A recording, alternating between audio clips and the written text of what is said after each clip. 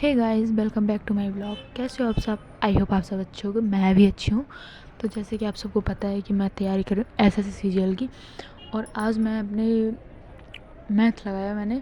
तो उसमें मैंने पढ़ा साधारण ब्याज, चक्रवृद्धि ब्याज और इनको कैसे निकालते हैं, ये सब पढ़ा मैंने। तो आप सब लोग भी, माना कि हम पढ़ चुके हैं ये 10th में, 8th में, 9th में, 12th में, जितने भी पढ़े होंगे, कि जो मैथ लिया उन्हें 12th में पढ़ा होगा।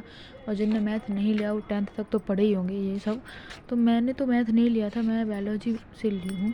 तो मैंने मैथ छोड़ दिया था, यही कोई 10th में छोड़ दिया था मैंने मैथ। 10th तक पढ़ा, फिर उसके बाद छोड़ दिया था। 11th में तो कुछ ज़्यादा पढ़ा ही नहीं, क्योंकि 11th में सिलेबस छूट ही जाते हैं कुछ। तो मैंने 8 9th तक 10th तो पढ़ा, उसके बाद फिर ये सब छूट गया। तो माना कहीं ना कहीं भूलते गए ये सब। तो फिर मैंने फिर से स्टार्ट किया पढ़ाई। तो मुझे इसमें पता चला कि कैसे चक्रवृद्धि ब्याज निकालते हैं, इनका सूत्र क्या होता है, इनको कैसे निकालते हैं। तो आप लोग कहीं ना कहीं पढ़ोगे ना, तो आपको छूटी हुई चीज़ें सब मिलेंगी देखने को। और मैं तो सब पीछे की जो जितनी जो चीज़ें हैं जो छूट गई हैं मुझसे, मैं सब वो पढ़ना चाहती हूँ दोबारा से।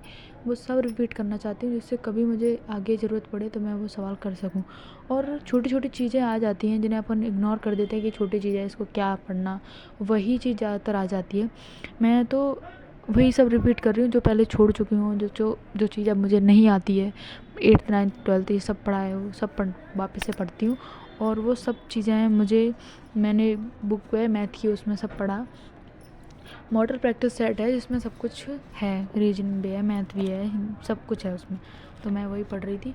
और आप सबको भी यही कहूँगी कि ज़्यादातर हर चीज़ से लेना चाहिए। तो कुछ कुछ चीज़ें होती हैं जो अपन इग्नोर कर देते हैं कि हमें ये सवाल आता है, हम क्यों पढ़ें। हालांकि उसका मूल हमें पता नहीं होता कि किस तरीके से ये निकाला जाता है। तो मैंने एक सवाल देखा, जैसे कि आपको बता रही हूँ, कि निम्नलिखित विकल्पों में से कौन सा विकल्प नीचे दिए हुए शब्दों का सार्थक क्रम दर्शाता है। तो दही, घास, मक्खन, दूध और गाय, इसमें से किस तरीके से क्या लिखा जाएगा। तो पहले तो गाय लिखी जाएगी, पहले गाय है, फिर घास खाएगी, तब फिर वो दूध देगी, फिर उसका दही जमेगा और फिर मक्खन होगा। तो इसका राइट होगा 5 2 4 1 3। तो सवाल कुछ इस तरीके से किए जाते हैं ये सवाल।